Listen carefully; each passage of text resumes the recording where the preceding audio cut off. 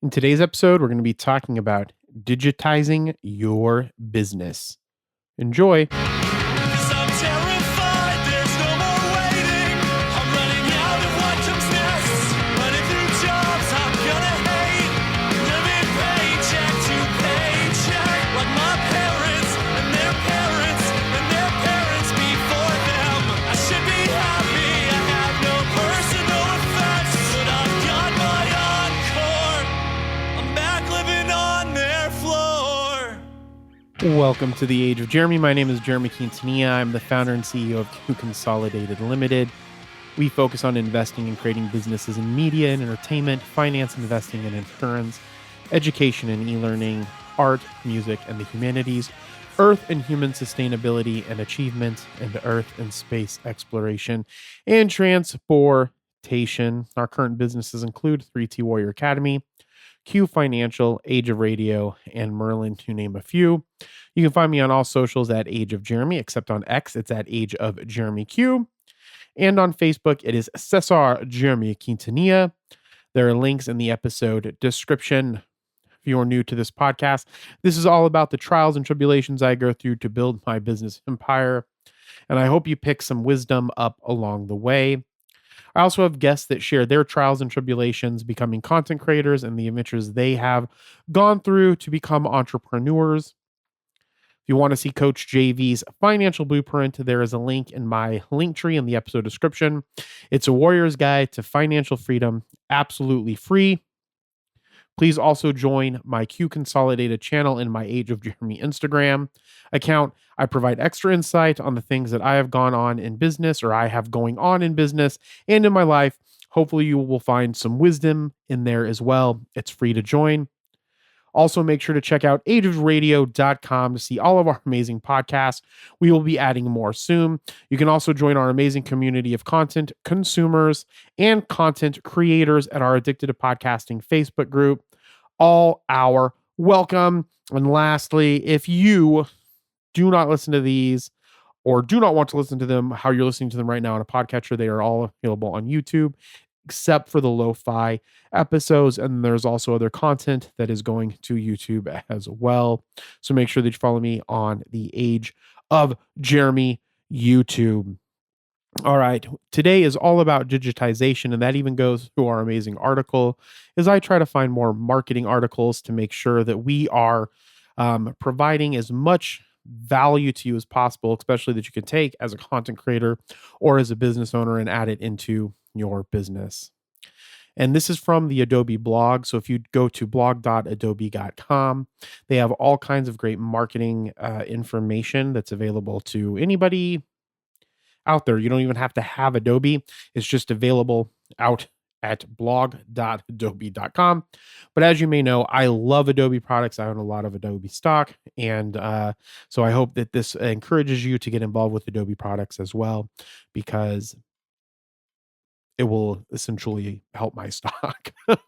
This is, I don't know who wrote this blog. It just says Adobe team. Usually in these articles, they're like content marketing that provide you value, but then kind of talk to you about like they present the problem and then there's a solution that they offer as a product. But I think that this is really important to kind of understand how we think about digitizing our documents, I guess would be a good way to do it, because this is how digital organization impacts employees in the workplace.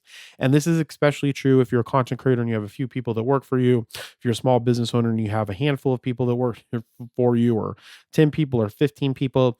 And again, I'm, trying to get better at this as I go. We've had to digitize a lot of stuff. We are nowhere near where I want to be in the digitization of Age of Radio and 3T Warrior Academy and Merlin and Q Financial and our Freedom Insurance Group and all these other things. So there's a lot of things that we have to do to get better. And I think that one of those, most of this starts with digitizing the documentation. And this article talks a great deal about it. So gone are the days of file cabinets and physical documents. With the rapid digitization of business processes, it has become essential for companies to shift their focus towards organized digital systems. This shift allows for streamlined information storage and retrieval and provides employees with the tools and resources they need at their fingertips. So a lot of the times digitization can complicate things, but if you do it right and you do it efficiently, you have more efficiency for your team. And so, some of the key findings that they found here is 40% of employees say their company's digital organization system is not easy or effective to navigate. That was very, very true when I worked in the bank. I worked for Wells Fargo, and I thought they had too many lines of business that had too much control over how that line of business organized their data, and shit was just all over the place.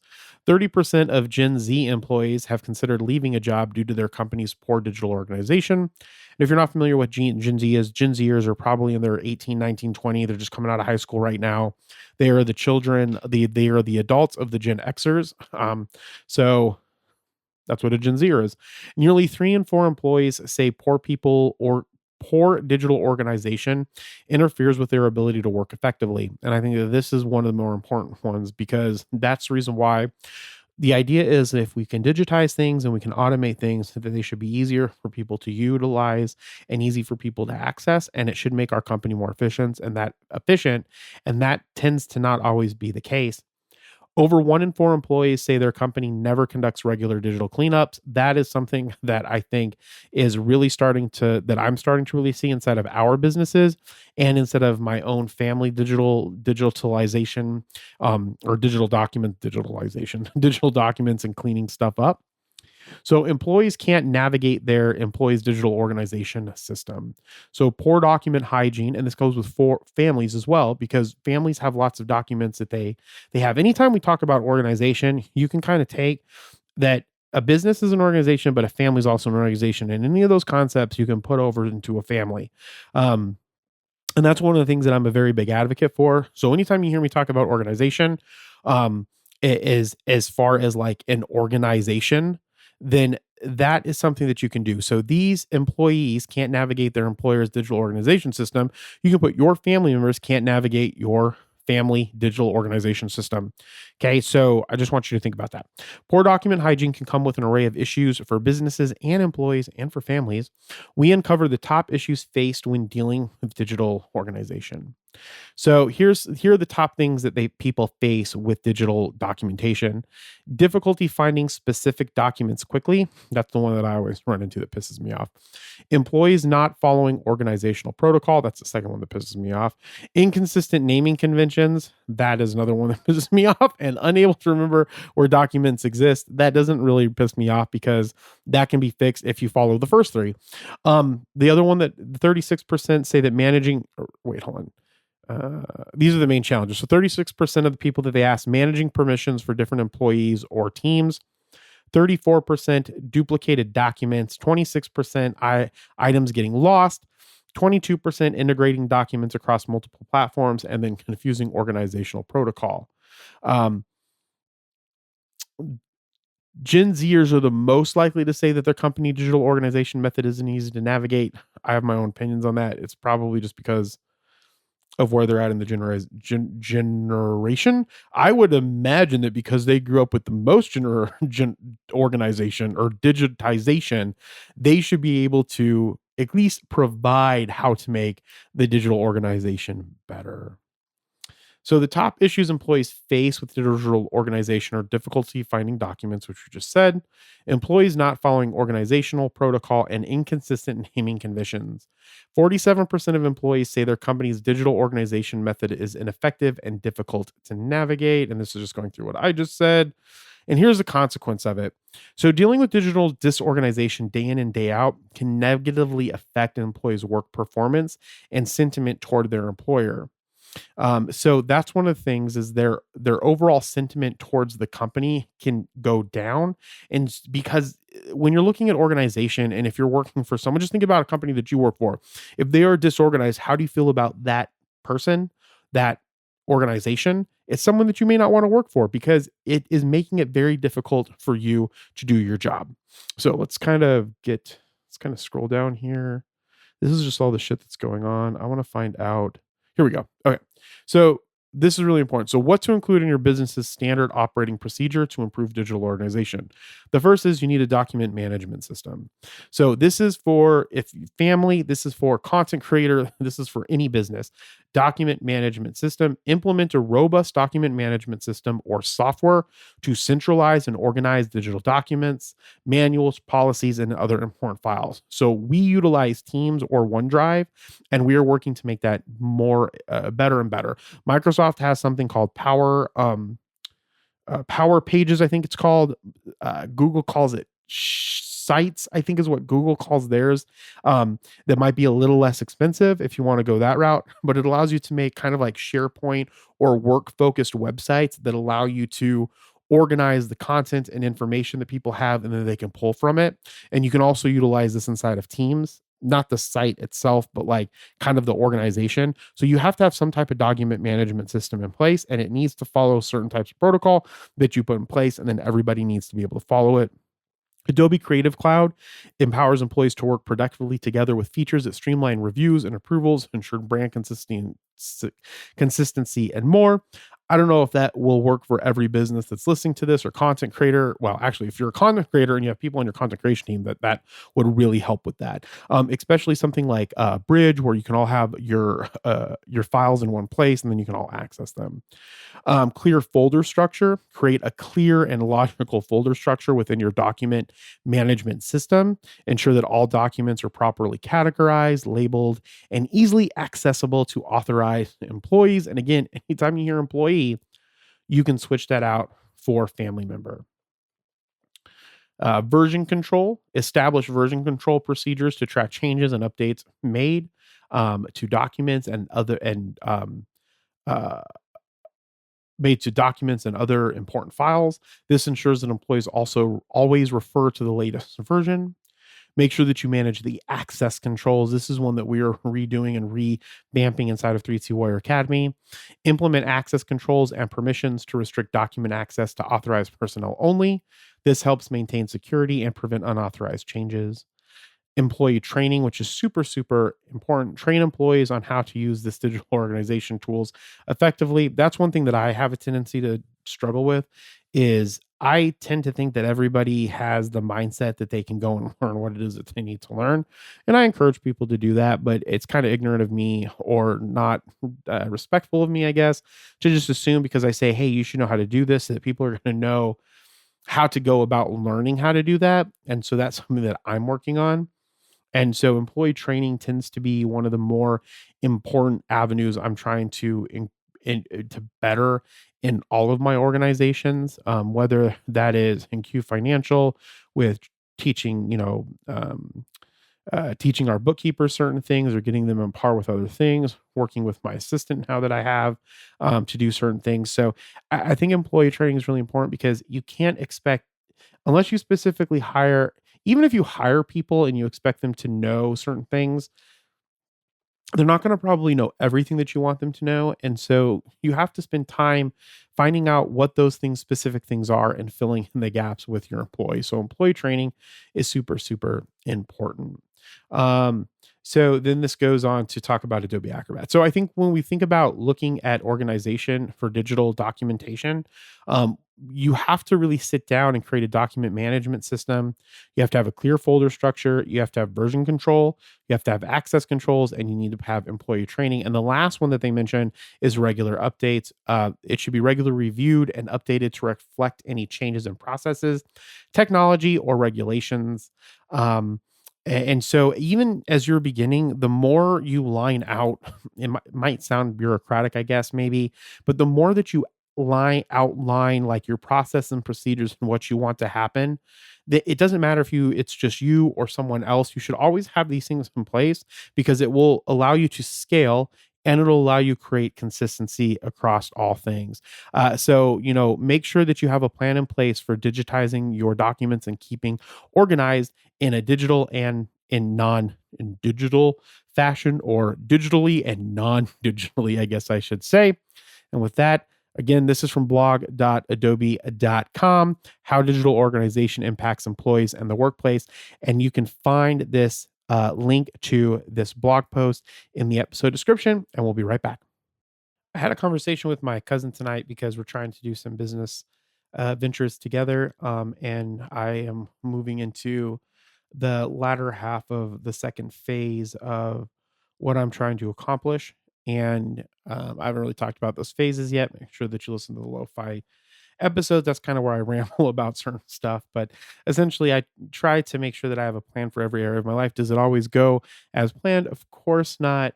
But I got derailed a little bit. Wasn't as efficient in the management of where that I was going with certain things for a couple of reasons. One, there was way too much stuff happening. I didn't know what the fuck I was not. I didn't know what the fuck I was doing in the context that I didn't know how to do what it was that I was doing.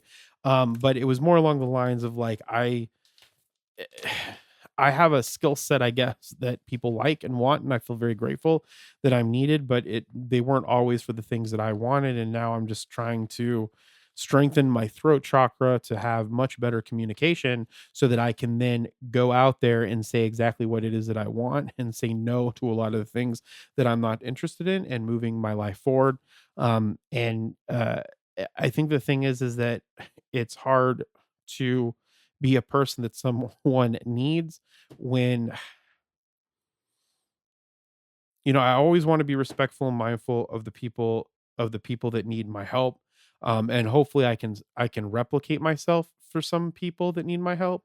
But at the end of the day, unfortunately, I can't be there for everybody. And some people are gonna have to take the time to learn the shit that they don't know because that's what I had to do. And it's just me now moving into that second phase and hopefully into phase 3.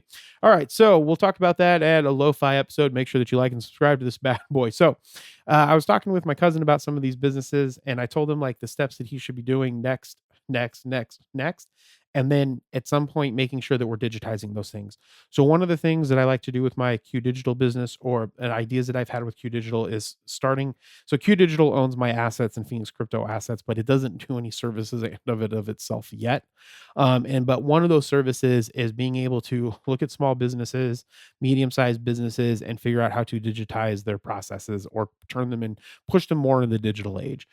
If you are sleeping on artificial intelligence, if you're sleeping on software development, if you're sleeping on any type of engineering of things that you can create inside of your business to make them better, or new products and services that you can do to put into the world, then you need to figure out how to do those specific things or add them into your business because you can create customers, you can create much better customer service, you can create much better processes, and then that can make you a much more efficient company, and that efficiency can help you grow. And so when I was telling him some of the things that he should do, it just kind of jogged me when I came home. I was like, oh, I'll go ahead and record the podcast tonight. It's Sunday. I'm trying to get in a better rhythm of doing this specific main episode that comes out because I have 2 interviews that are going to be coming out here soon, and I don't want them to replace this main episode or the lo-fi episodes because I'm trying to get to 500 pieces of good content on this podcast as much as quick, not as quick as I can, as in the right amount of time that would make sense to have really good episodes come out. And so I thought that it was important because a lot of people don't sit down and figure out how they can digitize their business. So digitizing a business means essentially transforming the processes, products, and or services to leverage the power of digital technologies. So digitization can help a business improve efficiency, reduce costs, enhance customer experience, create new revenue streams, and gain competitive advantage. And that's one of the things that you should be thinking about, whether you're a content creator or another type of entrepreneur or a small business owner or whatever the case is. Even if you're an entrepreneur, what you can be doing for your business that you work for to digitize it and make it very strong digitally so that you can do those things like improve efficiency, reduce costs, enhance customer experience, create new revenue streams, and gain a competitive advantage. So there's some steps to digitize the business a little bit. So one of the things that you have to do first is you really have to assess what the current state of your business is and identify the areas that can benefit from digitization. So if I'm going to think about Age of Radio, the number one thing that Age of Radio can do to digitize itself is one, I need better notification from emails that come into our customer support. We need a better customer support infrastructure, and we need to be able to talk to customers faster and quicker outside of Facebook. And so if I can figure out how to do those things with digital technologies, then I can enhance our customer experience, right? And if we go back to it, it's to improve efficiency, reduce costs, enhance customer experience, create new revenue streams, and so forth. And so you need to look that's just one example, but you can look at it in all kinds of things, even the products and services you are making and providing for people. How can you digitize certain areas of that to make them better, and which will increase revenue or create new revenue streams?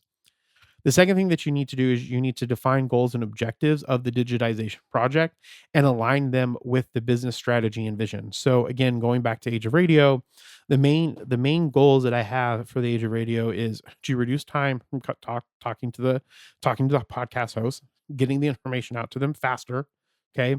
Being able to onboard a show quicker and get their show page out faster so we can take on more people, and then streamlining the way in which we talk to podcast hosts to be able to come on board as part of the network, and then a process to get their marketing avenues out, whether it's through Meta, their promo, their commercials, whatever the case is, right? And so, though that's one goal of one part of Age of Radio, and then there are other goals of digitization within Age of Radio and say Q Financial.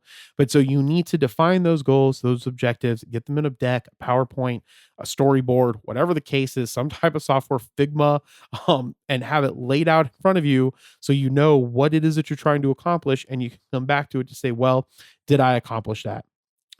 Which is again one of the things that frustrates me personally, right? Because this is about me sharing with you my pitfalls, is not going back and saying we're doing this, this, and this. Did I meet these goals for some of these smaller businesses that I continuously try to get off the ground?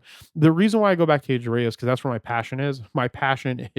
My first passion in the world is always going to be music, theater, acting, film, things like that. That's what if you ask me now if I could go back and change anything, the biggest thing that I regret is that I would rather have done that with my life than anything else that I'm doing, right? The closest thing that I get to doing what I feel that my purpose was making this podcast because it has to do with sound, and doing the YouTube videos because it has to do with film, even though my YouTube videos, ugh, there's a lot of work that needs to be done. Mainly is because of lights. And so, well, let me take that back. Lights and content. And so when you think about that, is that the reason why I talk about Age of Radio the most is because that's where my passion is, right? And because I know that it can be what I want it to be if I can get the time and the energy to build it into what I want it to be. And so then it goes back to the thing that I was saying before, where I should have said no and where I should focus on what I want to be doing. Because again, the goal isn't to make a shit ton of money. The goal is to create something in the world that creates something in the world. And because of that, it creates something in the world that solves something or provides something to the world that wasn't there before, and through that learn to make money with it so that you can do more and more things, right?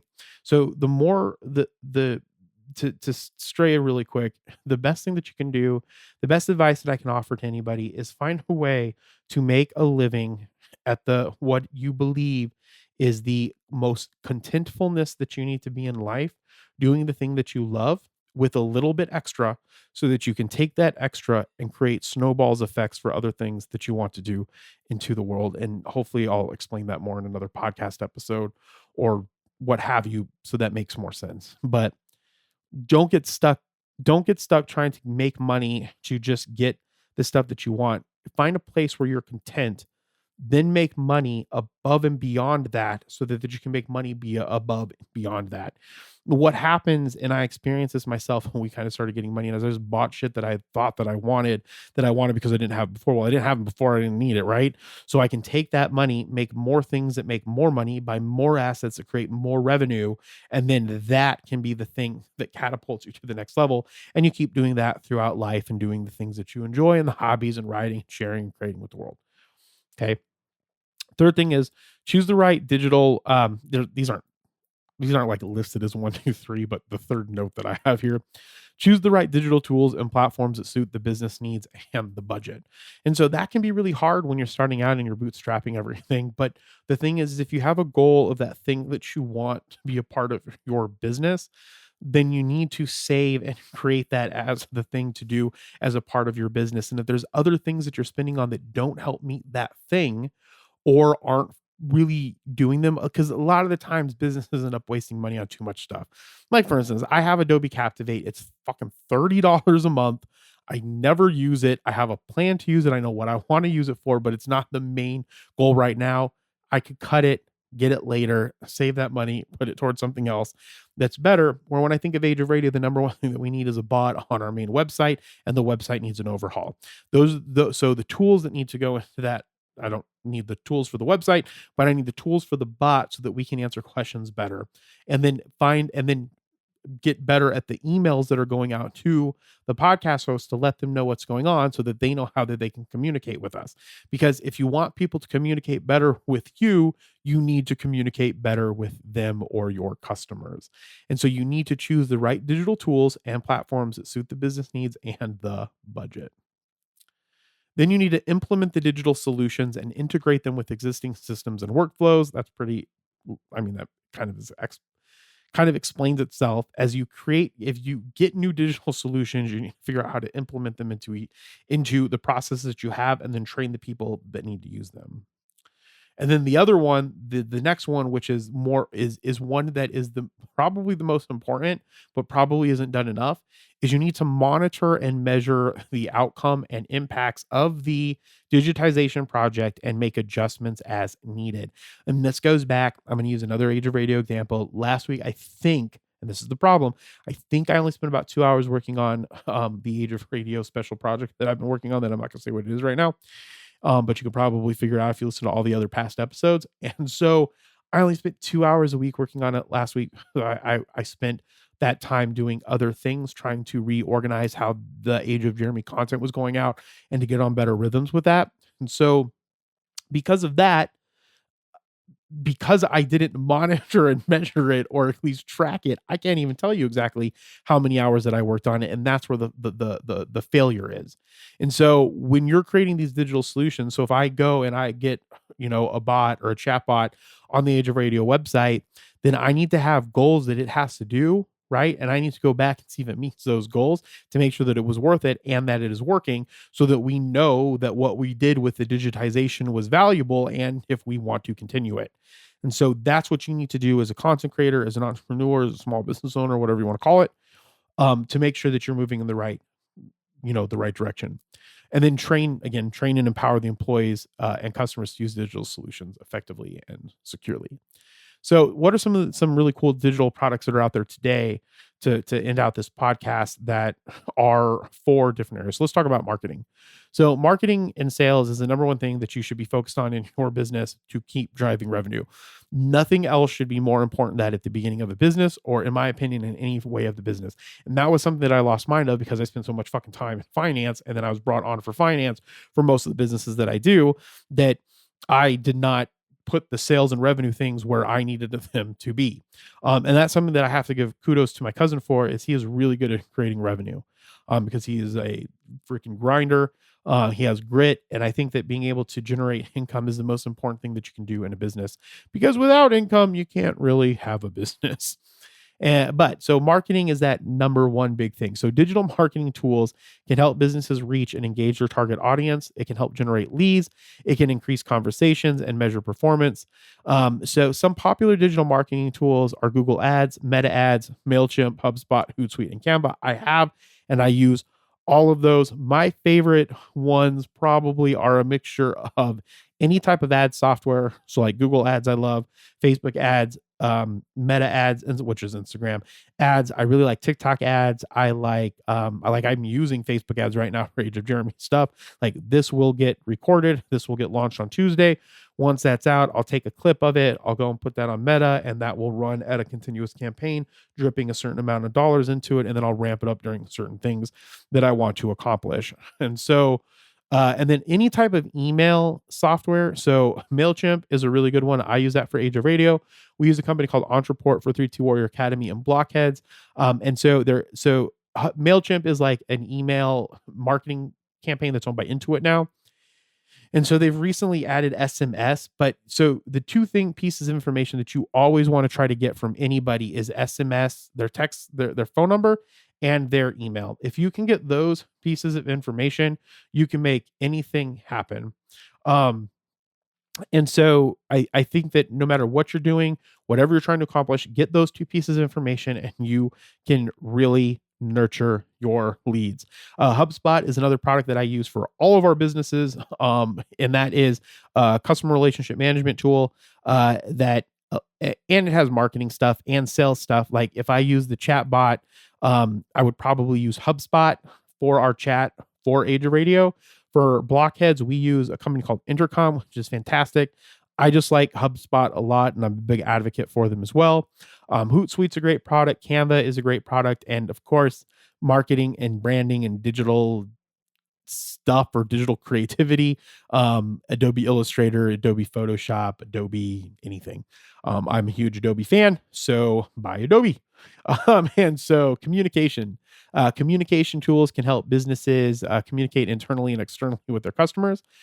So you need to have good internal communications with your team, and Slack, Zoom, Microsoft Teams, Gmail, and Skype, they all do those. I don't know why Skype is on this list. I don't even think Skype exists anymore.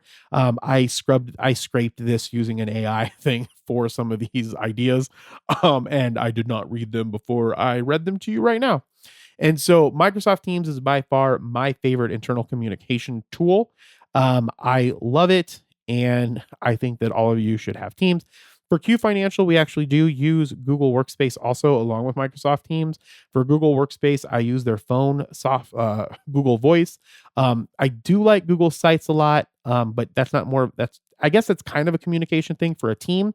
Google Sites and Power Pages and SharePoint are great ways to create, intranets or internet pages that are focused for your team to get information. And so I use that for Age of Radio to have links to logins, videos for the team to learn how to do certain things with. So if they need to go back and reference them, they're all on that SharePoint site. They can just go, they're embedded in there, they can play it, and they can watch it and learn how to do the thing. And so when you're digitizing stuff, that's the type of digitization that I'm talking about. And those communications for the team are very, very, very important. And in my opinion, nothing works better than Microsoft Teams for that. Collaboration tools. Collaboration tools can help businesses work together on projects, tasks, and documents.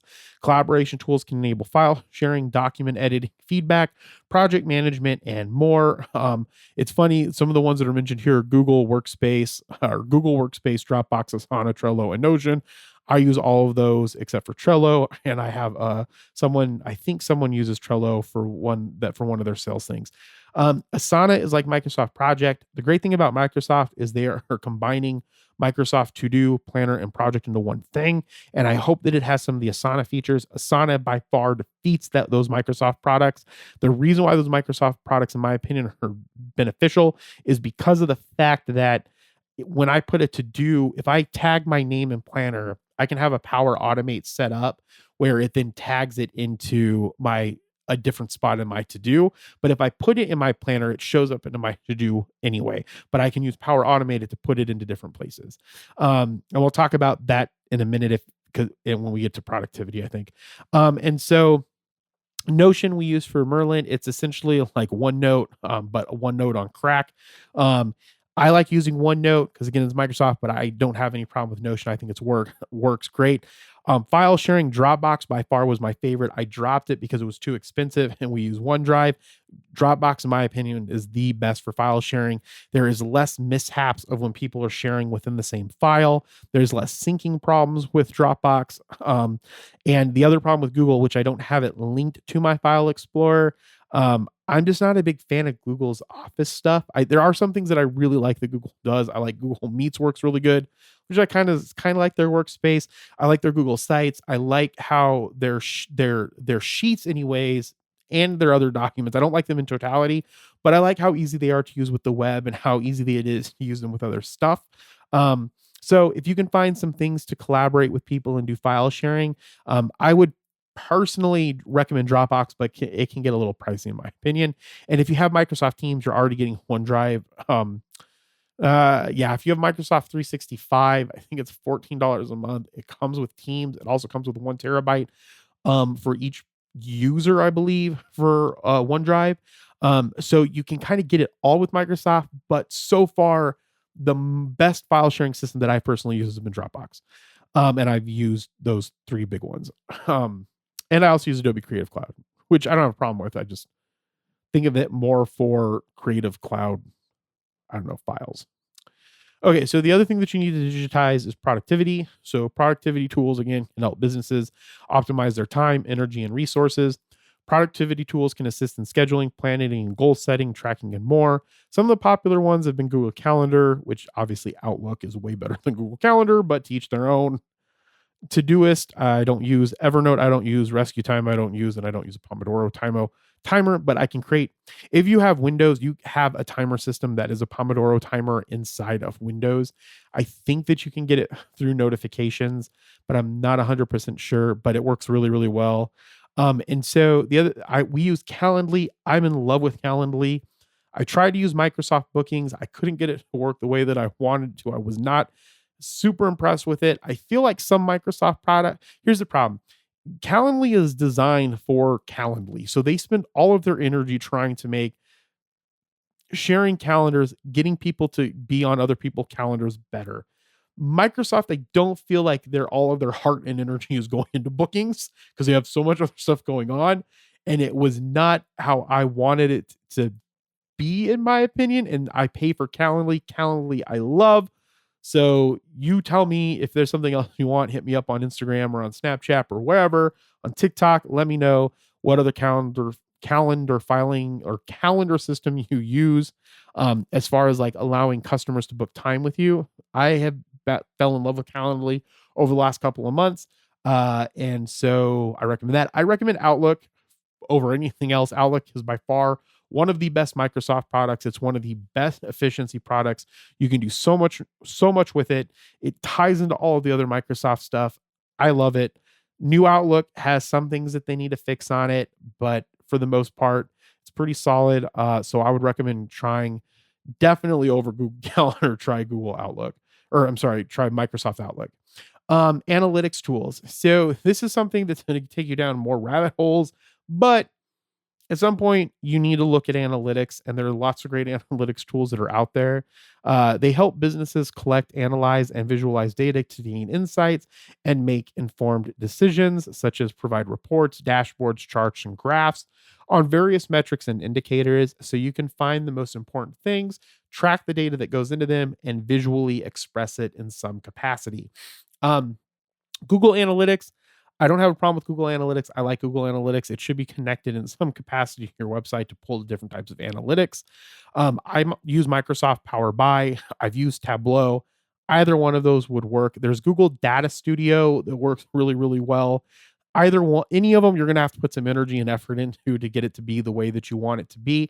It's going to be probably a little bit of an undertaking. And then you have to, depending on how you do it, you probably have a lot of you probably have to update that information. And so as long as you can get into a system of updating the information and the stuff that's connected to the Power BI or the Tableau or the analytics, then you will get really good information. But I would recommend something along those lines, and definitely using Google Analytics if you have a website. If you like Google products, definitely use Google Data Studio. It actually is a product that I really like by Google along with analytics.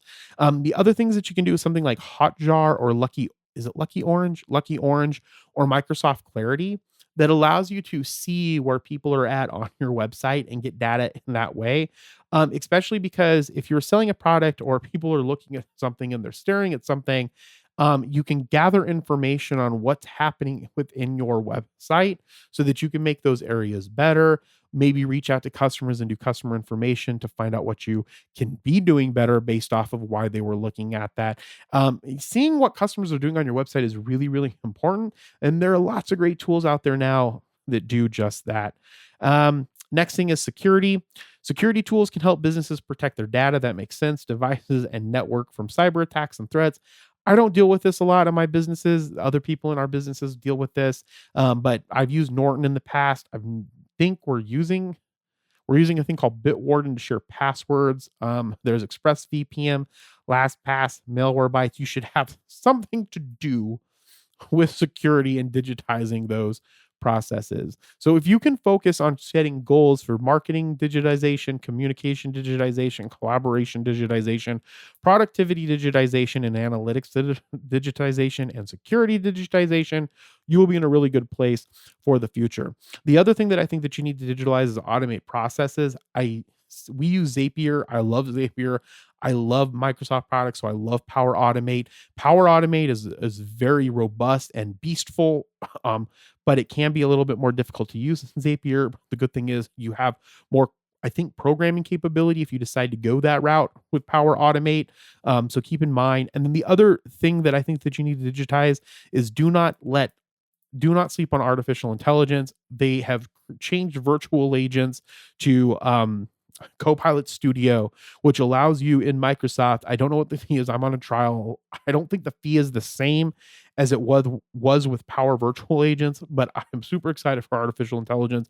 And you should be doing, and I should be doing everything that we can to learn, grow, be better with artificial intelligence. And Copilot Studio by Microsoft allows you to create your own, what they used to call virtual agents, what are now called copilots, for you to use utilizing artificial intelligence. And I don't think, if you're a content creator, if you're a business owner, a small entrepreneur, you need to have artificial intelligence in some capacity inside of your business. It's not just a buzzword.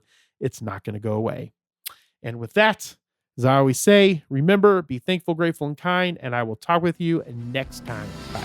Corner store is selling spin. Bottled up food coffee.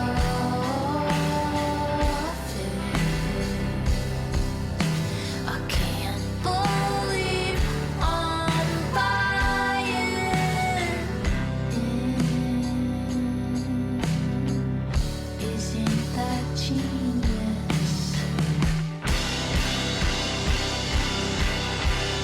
Thank you so much for listening to The Age of Jeremy. Please like this podcast, review this podcast, share this podcast with a friend, or this episode with a friend. That would be fantastic.